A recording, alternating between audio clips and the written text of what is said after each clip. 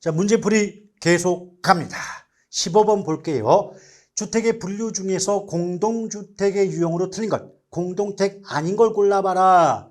연립, 다세대, 기숙사, 다가구, 아파트. 자, 다가구 주택은 단독주택이죠. 공동주택 아니죠. 그래서 15번의 정답은 4번이 되겠습니다.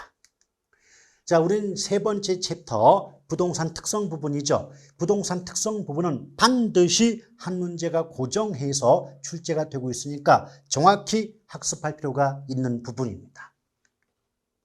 자, 대표 문제 볼게요. 부동산 특성에 관한 설명 중 틀린 걸 골라봐라. 1번 자연적 특성은 토지가 자연물로서 갖는 특성이기 때문에 선천적이고 본질적이며 고정되어 변화가 없는 성격을 갖게 되죠. 이에 비해서 자연의 반대가 인문이다 보니까 인문적 특성은 토지가 인간과의 관계 속에서 나타나는 보이는 특성이기 때문에 후천적이고 파생적이며 유동가변의 성격을 갖는다. 맞습니다.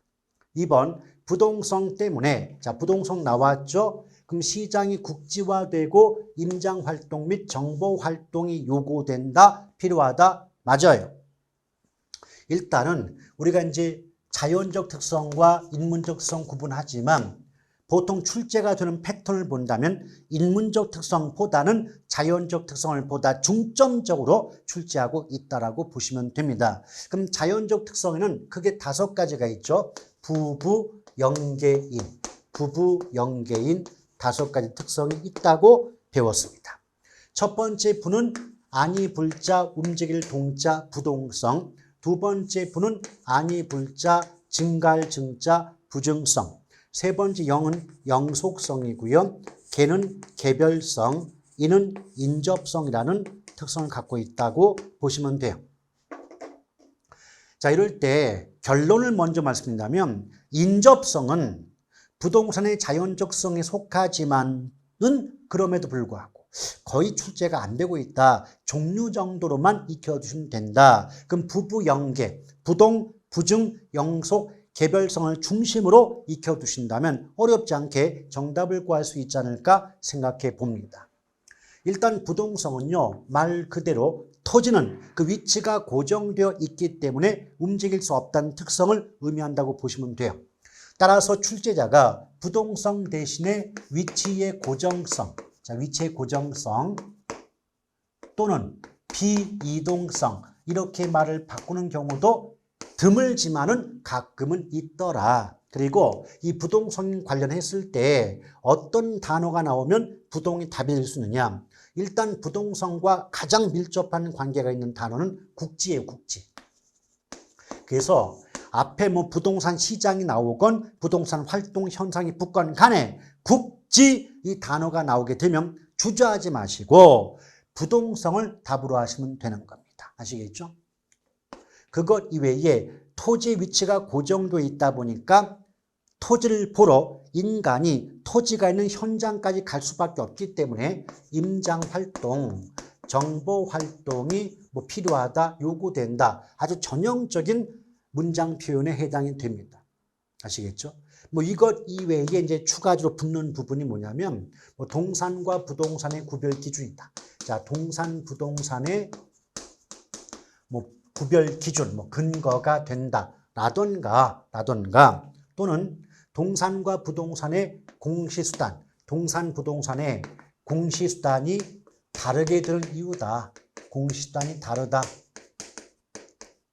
이런 식의 표현 나오면 주저하지 마시고 부동성을 답으로 하시면 됩니다. 또 그것 이외에 요 정도만 알고 계셔도 문제를 맞추는데 큰 지장은 없겠지만은 높아심에서 한두 개 더 추가해 드린다면 부동성이 나왔을 때 뭐 지방자치단체의 조세 수입의 뭐 근원이 된다. 또는 중앙정부와 지방자치단체별로 규제의 모습이 달라지거든요. 이걸 뭐라고 합니까?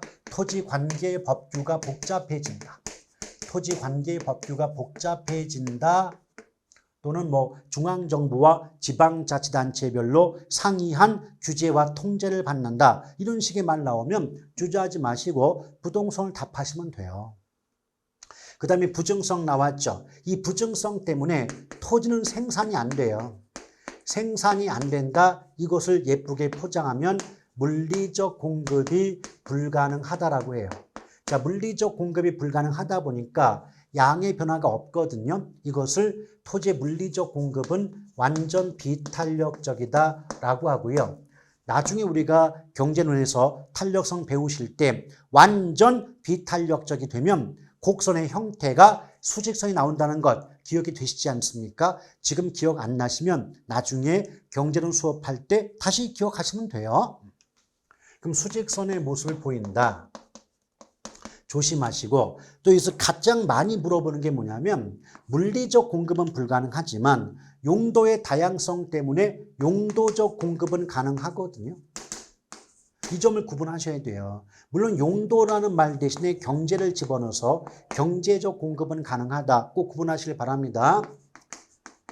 다시 한번 토지의 자연적 특성 중 부증성 때문에 물리적 공급은 불가능하지만 용도의 다양성 때문에 용도적 공급, 다른 말로 경제적 공급은 가능하다. 분리해서 기억하셔야 돼요. 또 이제 부증성 관련해서 균형 가격 형성이 곤란하다. 자, 균형 가격까지만 나와도 자, 부증성을 답하시면 되겠고요. 또 토지 생산이 안 되다 보니까 가면가속 땅이 부족해질 수밖에 없단 말이죠. 그래서 토지 부족이나 토지 투기, 집가구 등을 비롯한 각종 부동산 문제 발생의 근본적인 원인이다. 이렇게 문장도 자주 나옵니다. 부동산 문제의 근본적인 원인이 된다는 것도 아울러 기억해 줄 필요가 있겠습니다. 그리고 땅값이 올라가면요, 집약도가 커지거든요. 그래서 집약적 이용을 조장한다, 촉진한다. 촉진까지도 필요 없어요. 집약 이 말 나오면 부증성을 답으로 하셔도 무방하신 거고요. 더불어 부족한 땅을 너도 나도 차지하고자 경쟁하기 때문에 공간 수요의 입지 경쟁이 발생한다. 이렇게 어려운 말도 등장하는 경우가 있습니다. 근데 줄이면 수요자끼리 경쟁하는 거죠. 그 결과 부동산 가격은 수요자 경쟁 가격의 성격을 갖는다. 이런 식의 말이 또 가끔이지만 나올 수도 있겠습니다. 아시겠죠? 이것 이외에도 파생현상 따지고 튼다면 많아요. 근데 더 많이 기억할 이유가 없다는 거죠. 왜? 이 정도만 가지고도 차고 넘치게 정답을 구할 수가 있는데 뭐하러 머리 아프게 더 복잡한 걸 구하려고 하겠습니까? 아시겠죠? 그 다음에 영속성 나왔죠. 영속성 때문에 기본적으로 소모를 전제로 하는 재생산 이론이 토지에는 적용이 안 됩니다. 그래서 원가 방식의 적용이 원칙적으로 어렵다. 이렇게 말 나올 수 있는 것이고요. 더불어 감가 이론이 적용 안 되는데 정확히 말하면 영속성 때문에 물리적 감가가 배제되는 거죠. 뒤집어 본다면 경제적 감가는 토지에도 인정이 되는 거예요. 근데 영속성 때문에 물리적인 면에서는 가치의 깎임이 없다. 구분하시길 바라겠습니다. 또 이제 내용연수가 영속성 때문에 토지는 부동산은 내용연수가 길어요. 내용연수가 장기란 말은 뭐다? 수명이 길다. 결국 내구재죠. 내구재이다 보니까 그만큼 장기적인 배려가 필요한 것이고 그 결과 부동산 가격 원칙 중 미래까지 고려하여 가격이 결정되는 예측의 원칙 성립에 토대 기초가 된다라고 볼 수가 있는 것이고요. 더불어 미래의 수익을 기본으로 그 물건의 값어치를 구하는 직접환원법의 근거가 되는 거죠. 자, 직접환원법의 근거. 그리고 수명 오래 되니까 그만큼 관리가 중요하겠죠. 그래서 관리의 의의가 커진다. 관리자가 나와도 정답은 영속성이라고 보시면 됩니다. 칠판이 좁기 때문에 일단 이 정도까지 가볍게 압축 정리해 놓고 나머지는 문장 나올 때마다 얘기할게요. 또 영속성 관련해 갖고 가장 대표적인 거 소유이익과 사용이익의 분리가 가능하기 때문에 임대차 시장이 발달한다. 이런 문장도 영속성과 관련된 아주 전형적이고 대표적인 지문인 거 기억하고 계신 거죠? 자, 그럼 3번 부증성 나왔죠? 토지에는 소모를 전제로 하는 재생산 이론 및 감가상각 이론의 적용이 배제된다. 자, 재생산 이론이 적용 안 돼요. 감가 이론 적용 안 돼요. 그것은 영속성인 거지 부증성 아니지 않습니까? 그래서 이 문제의 정답은 3번이 되겠네요. 나머지 볼게요. 토지는 다른 재화에 비하여 가치 보존력이 우수하다. 가치 보존력이 우수하다는 건 웬만해선 값어치가 안 깎인다는 얘기예요. 그래서 이걸 다르게 바꾸면 감가가 안 된다.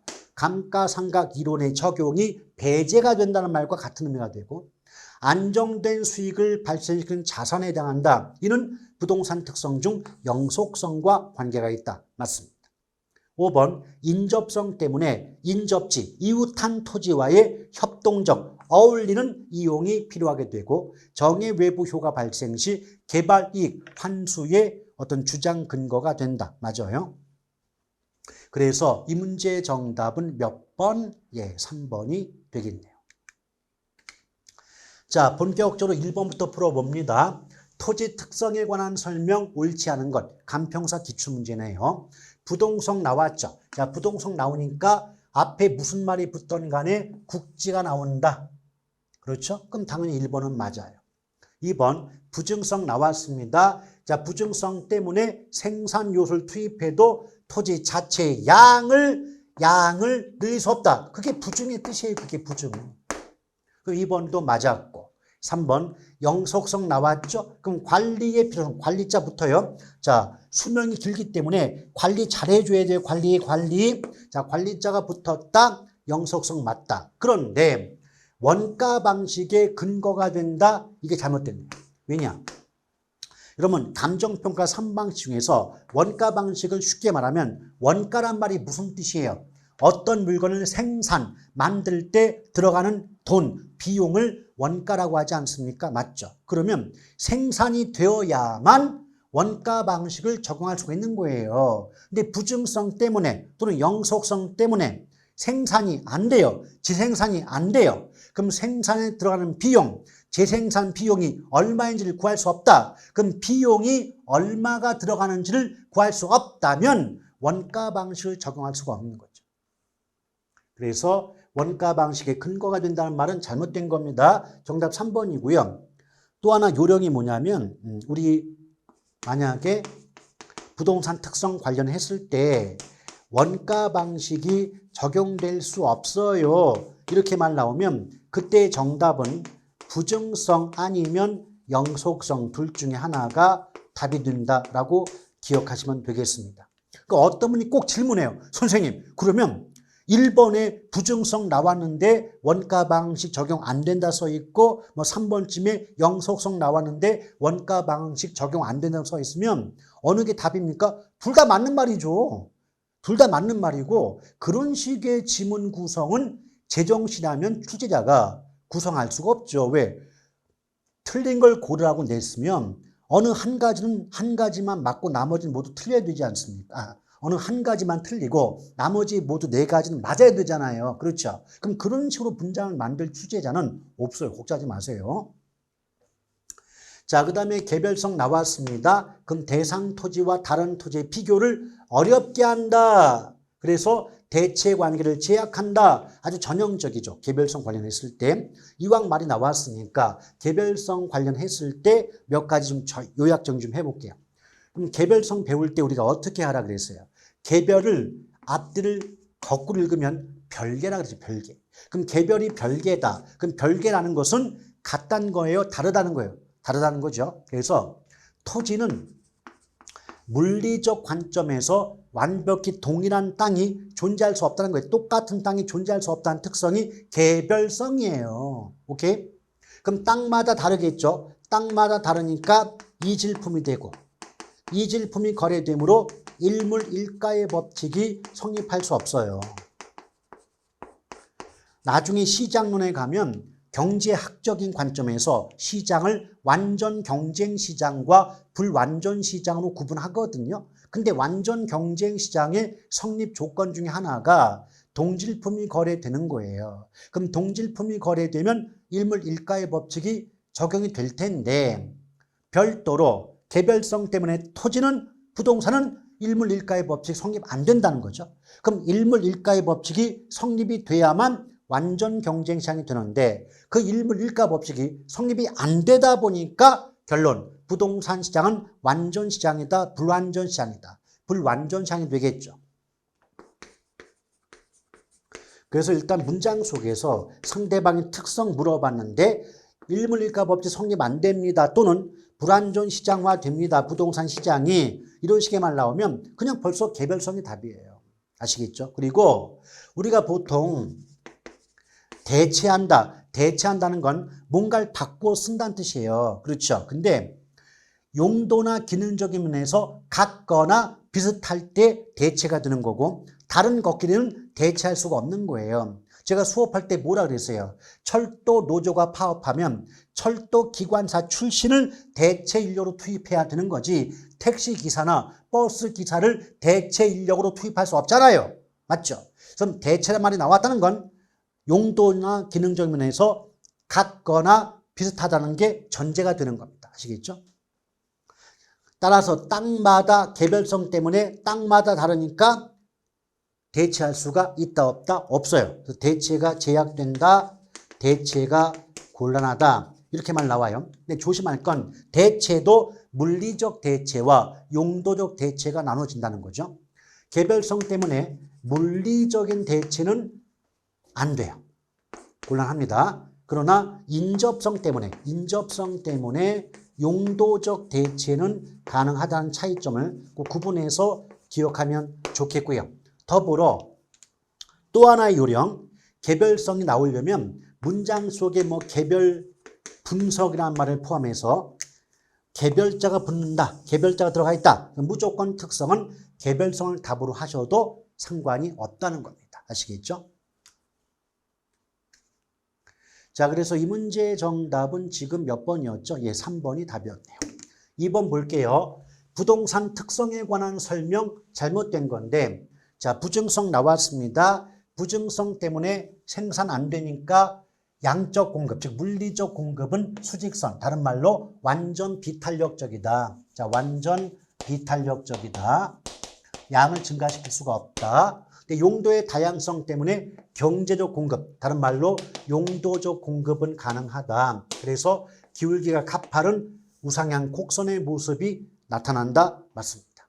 2번, 자, 부증성은 생산 요소를 투입하여도 토지 자체의 양을 늘릴 수 없다는 특성이기 때문에 산지의 개간이나 간척 사업을 통한 택지 면적의 확대는 부증성 기론의 예외가 아니다라고 배웠던 기억 나시죠? 왜냐하면 산지 개간이나 간척 사업을 통한 택지 면적의 확대는 토지의 양 자체가 늘어난 것이 아니라 용도가 바뀐 것에 불과하다는 거죠. 산의 용도로 사용됐던 땅이 산림의 용도로 사용됐던 땅이 개발이 되어서 택지 용도로 건축이 가능한 땅으로 용도가 바뀐 거지 토지의 양 자체가 증가한 것이 아니지 않느냐. 이 점을 구문해서 기억하시기 바랍니다. 그래서 2번 틀렸고요. 자, 부동성 나왔죠? 앞에 무슨 말 붙어도 관계없어요. 국지 나오는 그 순간 이미 정답은 부동성이다.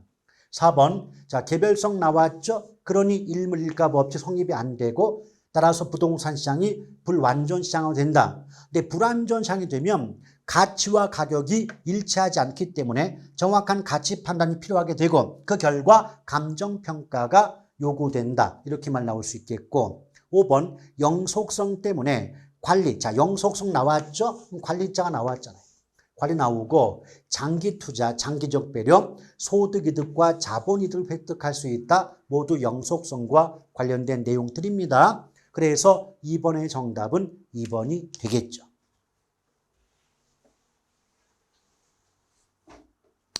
자, 3번 볼게요.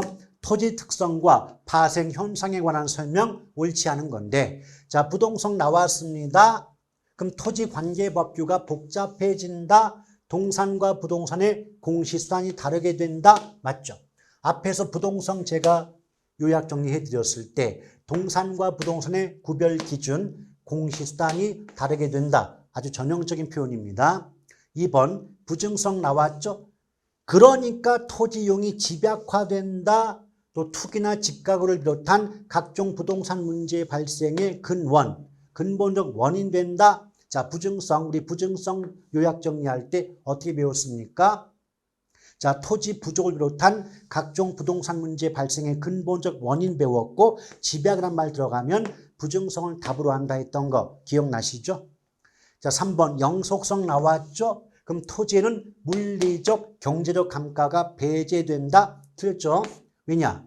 우리 영속성 때문에 물리적 감가는 안 되지만 경제적 감가는 토지에도 인정된다라고 배웠던 기억이 있지 않습니까? 맞죠? 그래서 이 경제적 감가란 말이 없었다면 맞을 수 있었는데 아쉽습니다.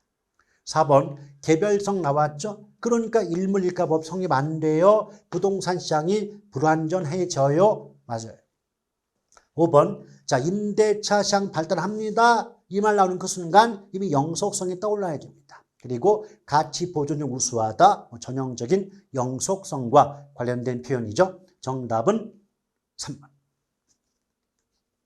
4번 볼게요. 부동산의 자연적 특성에 관한 설명 틀린 건데 영속성은 부동산 활동에 대해서 자 장기적 배려, 장기자 붙으면 일단 영속을 답으로 하시면 좋겠고 또 직접환원법의 근거란 말 나왔죠.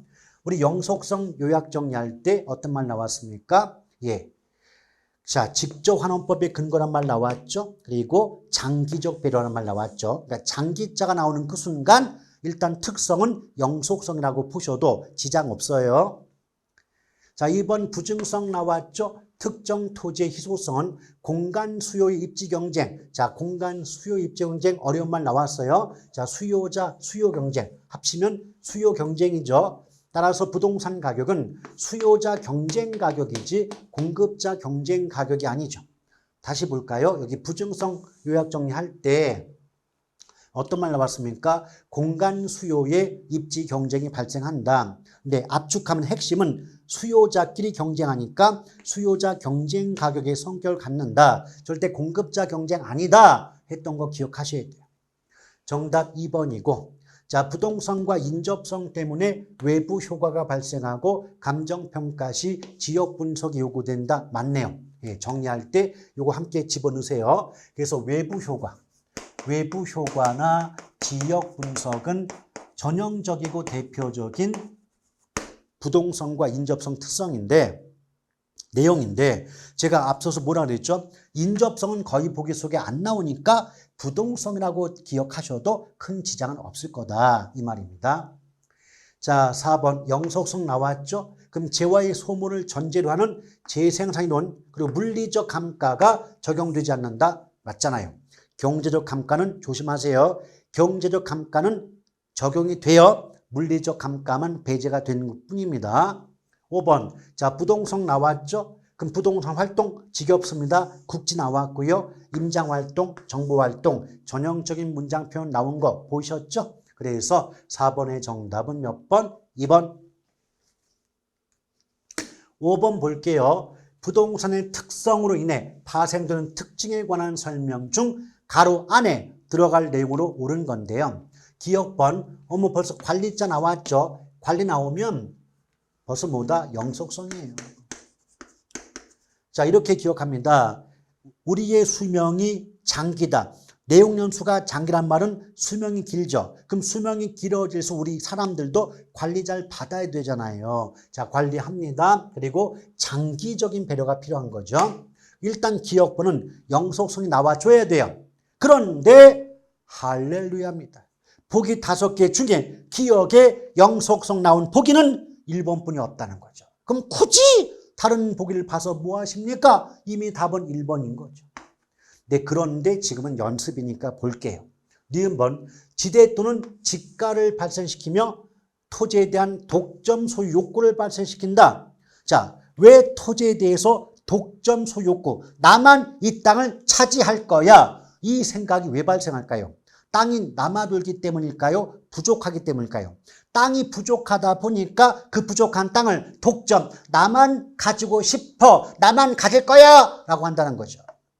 왜 그럴까요?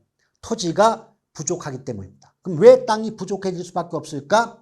토지의 자연적 특성 중 부증성 때문에 땅은 생산이 안 되니까요. 따라서 니은번은 부증성과 관계가 있다. 또 디귿은 지방자치단체 조세 수입의 근거, 제가 조세 수입의 근거 나오고 국지라는 말이 나오면 무조건 부동성이 답이 된다 했던 거 앞에서 살펴드렸죠.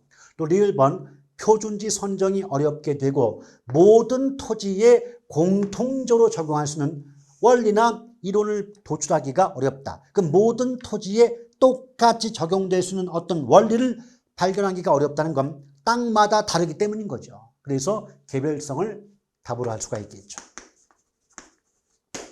자, 그러므로 5번의 정답은 1번이 됩니다.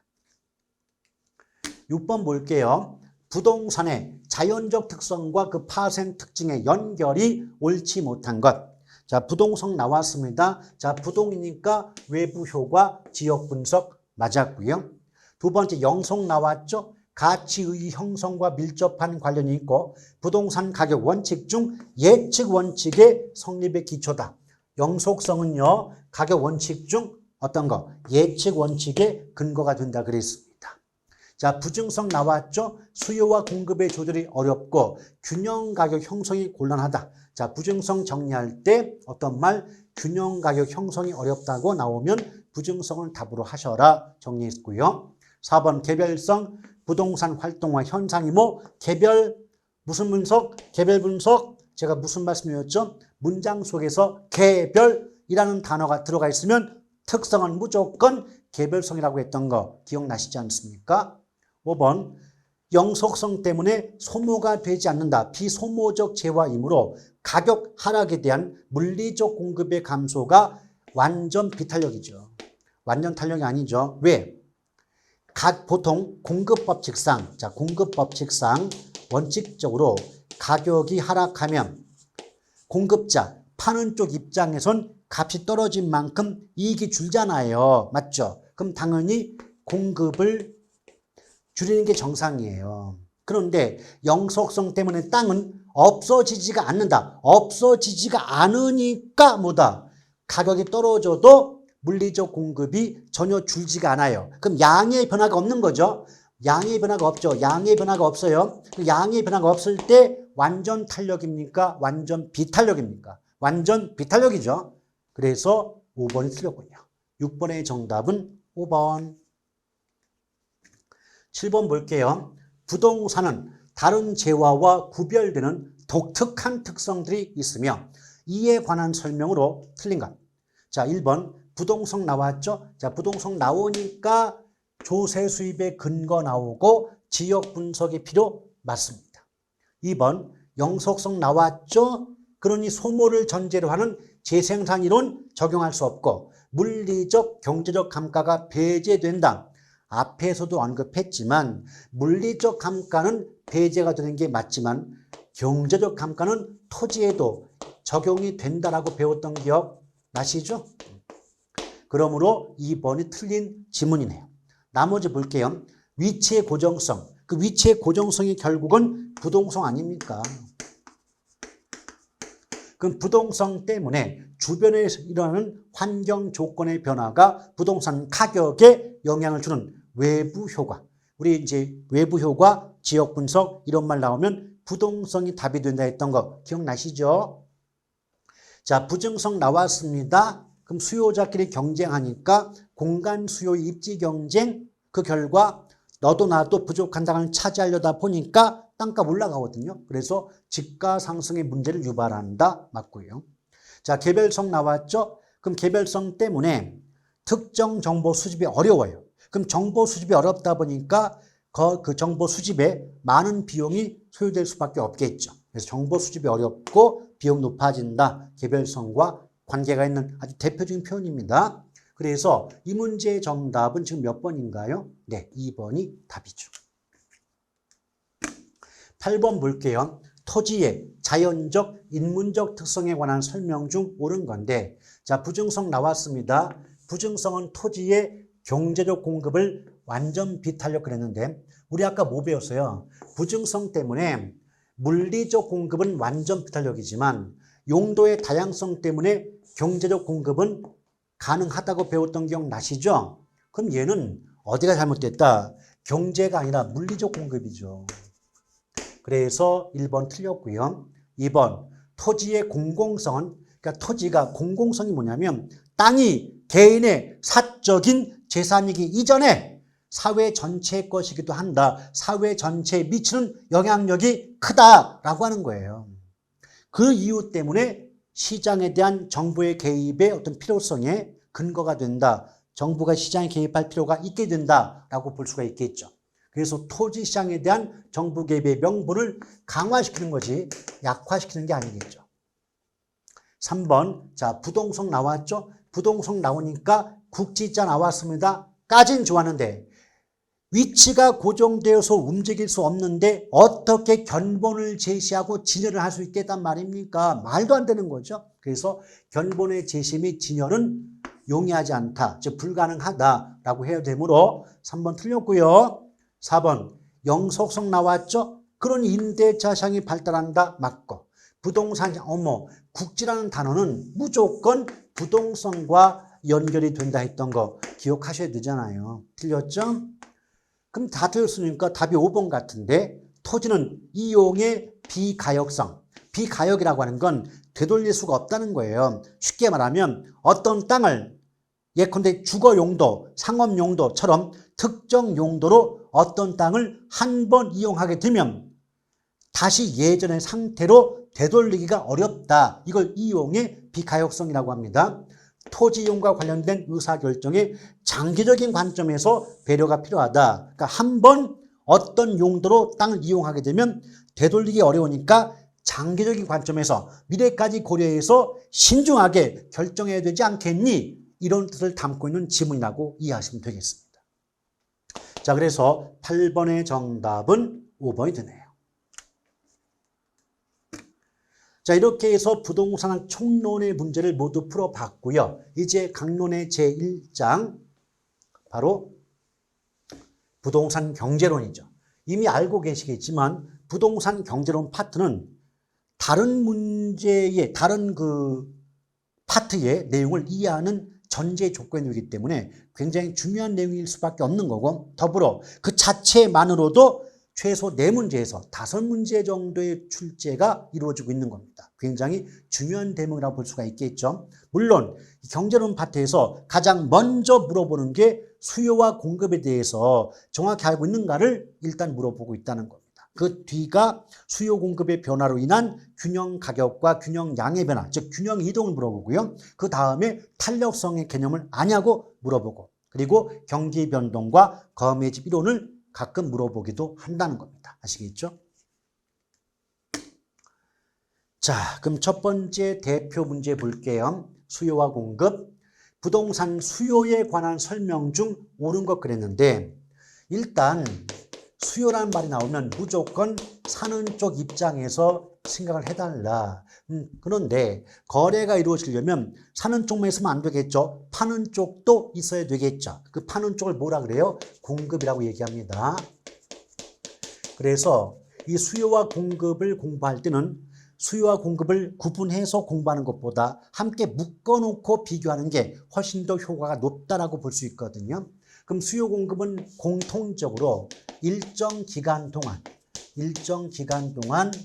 재화, 물건, 용역, 인간의 활동이죠. 서비스라고도 합니다. 재화와 용역을 무엇하고자 하는 어떤 욕구, 의사를 말한다라고 정의할 수가 있겠죠. 그런데 수요는 사는 쪽 입장이니까 구매라는 말이 나올 수 있는 거고, 공급은 파는 쪽 입장이니까 판매라는 단어가 붙게 될 뿐인 겁니다. 그럼 전반적인 수요와 공급의 정의를 내려봤을 때, 뜻을 보았을 때 구매, 판매 단어 하나만 차이가 날 뿐이지 모든 문장 구조가 똑같죠.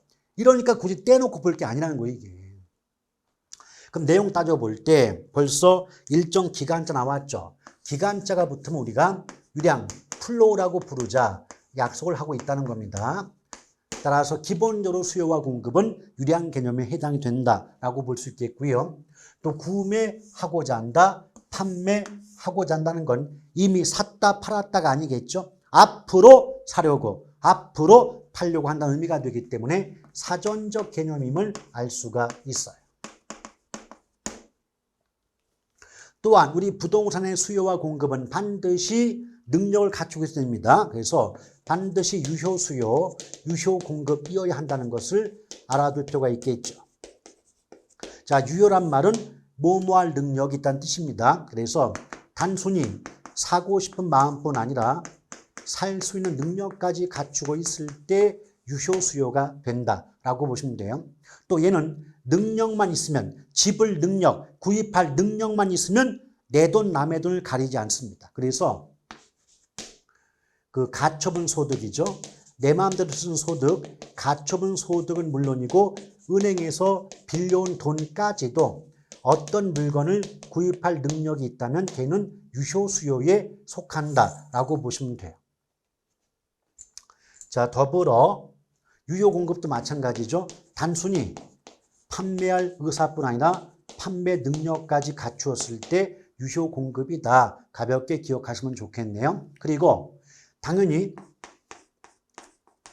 뭐 수요량이 있다면 공급량도 있을 것이고 수요 가격이 있다면 공급 가격도 존재할 수밖에 없는 거죠.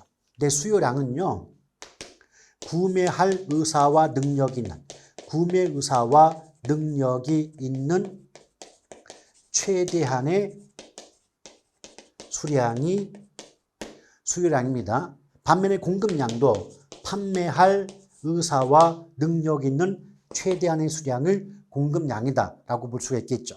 따라서 수요량이건 공급량이건 기본적 성격은 최대한의 최대 수량, 최대 수량입니다. 최소 수량 아닙니다. 조심하실 바라겠고, 그 다음에 수요 가격과 공급 가격이라는 게 있어요.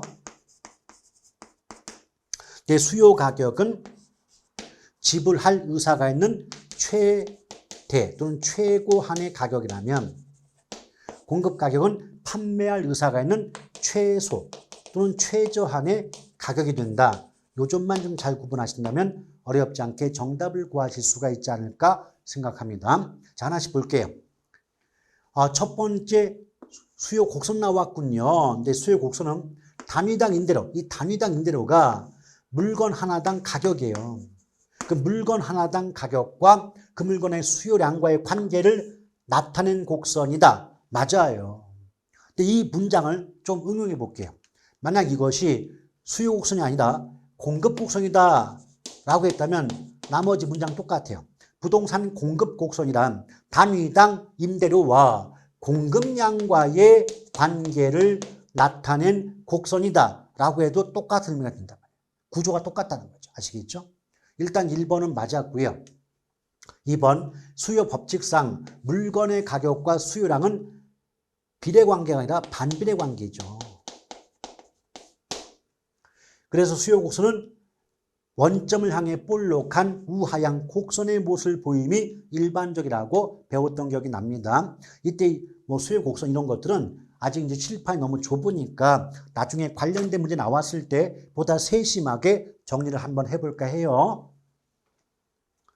자, 주택 임대료 가격이죠. 가격이 오르게 되면 소득 효과 때문에 다른 재화의 소비량이 증가한다라고 했는데 이걸 해석할 필요 없고 말이죠. 여기 주택이라는 물건이 하나 있고 다른 재화가 있지 않습니까? 그러면 물건이 몇 개입니까? 주택이라는 것이 있고 다른 재화가 있다면 물건 2개죠. 이런 듯이 이처럼 물건이 2개가 나왔다. 그럼 소득 효과가 아니라 대체 효과예요.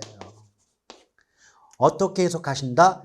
아파트면 아파트, 연립이면 연립.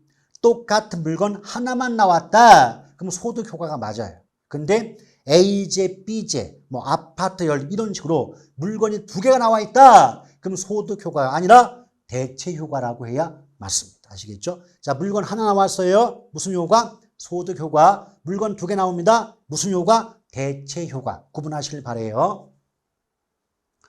자, 그다음 4번 해당 재화 가격 이외 요인, 그러니까 그 물건값 아닌 다른 원인이 변해서 그 물건의 수요량이 변동한다면 이때는 양자를 빼고 수요의 변화라고 하는 겁니다. 수요의 변화. 이 부분도 나중에 다시 한번 정리해 드릴게요. 또 다른 조건이 일정한 경우 부동산 가격이 오른다는 건 비싸진다. 근데 비싸지면 그 물건을 덜 써요, 덜 씁니까, 더 씁니까? 덜 쓰겠죠. 그럼 덜 써요. 덜 구입한다고요. 그럼 당연히 수요가 감소하겠죠. 수요가 감소하면 곡선이 이동하는 게 아니에요. 왜 그러냐면 그 물건 값이 바뀌어서 그 물건의 양이 바뀔 때는 곡선 이동하는 게 아니라 동일 곡선상 점이 이동한다라고 얘기하거든요. 곡선상 이동이지 곡선 자체가 이동하는 게 아니라는 겁니다. 이 점을 구분하실 필요가 있겠어요. 어차피 여기서요. 나와 있는 내용은 나중에 잠시 뒤에 관련된 문제 나왔을 때 다 보충 설명해 드리고 요약 정리해 드릴 거니까 조금만 참으시길 바라요. 그럼 어찌됐건 이 문제에서는 옳은 표현이 1번 하나뿐이 없기 때문에 정답은 1번이 됩니다. 자, 이제 구체적으로 1번 문제 볼게요. 수요와 공급에 관한 설명 중 옳지 않은 것. 일단 부동산 수요 및 공급은 일정 기간 동안 거래하고자 하는 부동산 양이니까 기간은 유량이죠. 유량은 다른 말로 플로우라고 얘기합니다. 자, 유량과 상대적 개념이 뭐라고 배웠습니까? 절량이죠.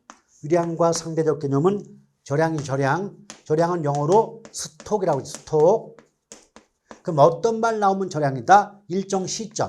자, 시점이란 말이 나오면 일단은 절량이고, 절량은 중고 재고와 관계가 있다라고 했어요. 기존 부동산, 중고 부동산, 재고 부동산 이 말 나오면 절량을 답하시면 되겠습니다. 2번 주택 임대료가, 자, 주택 나왔죠. 가격 올라갔습니다. 근데 다른 재화 나왔죠. 근데 다른 거 필요 없어요. 앞에서 뭐 언급했어요? 주택과 다른 재화, 물건이 2개 나왔죠. 물건이 2개가 나오면 이건 소득 효과다, 대체 효과다, 대체 효과다. 같은 물건 하나 나오면 소득 효과, 물건 다른 거 2개 나왔다, 대체 효과. 그렇게만 기억하시면 앞뒤 문장 굳이 해석하려고 머리 쓰지 않아도 정답 엄청나게 쉽게 구할 수 있어요. 아시겠죠? 자, 3번 부동산 가격이 상승하면 공급량은 증가하고 가격이 하락하면 공급량은 감소한다. 그럼 지금 화살표를 보시면요.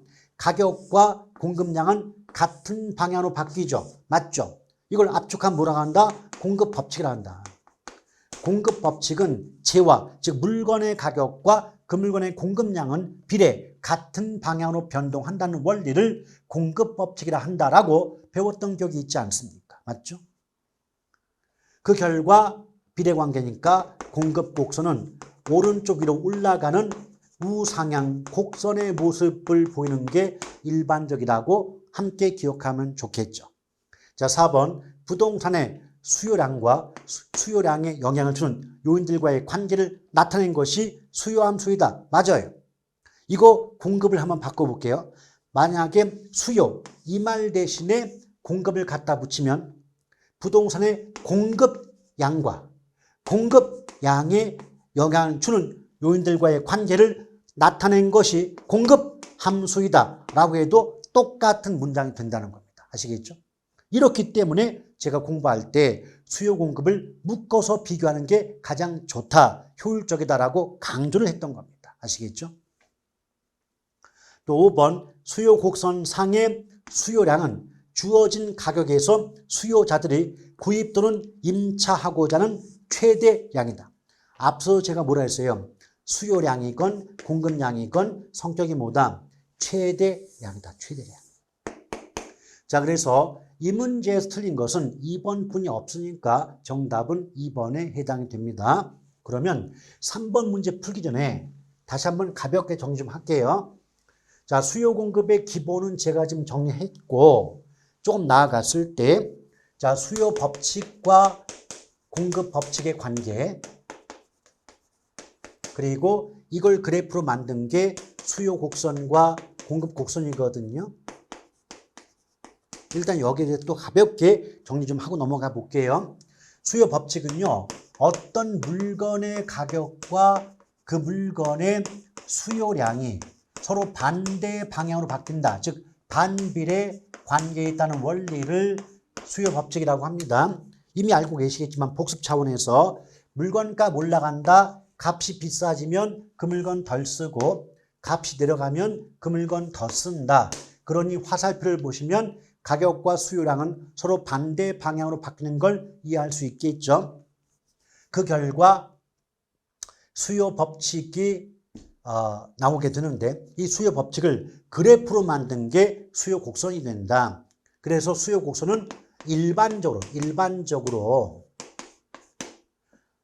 자, 원점을 향해 볼록한 우하향 곡선의 모습이 나오게 되는 겁니다. 물론 수요 법칙도 예외가 있죠. 이 예외가 바로 뭐다? 기펜제와 베블렌 효과라는 게 있어요. 근데 제가 예전에 설명했지만 뭐라고 했어요?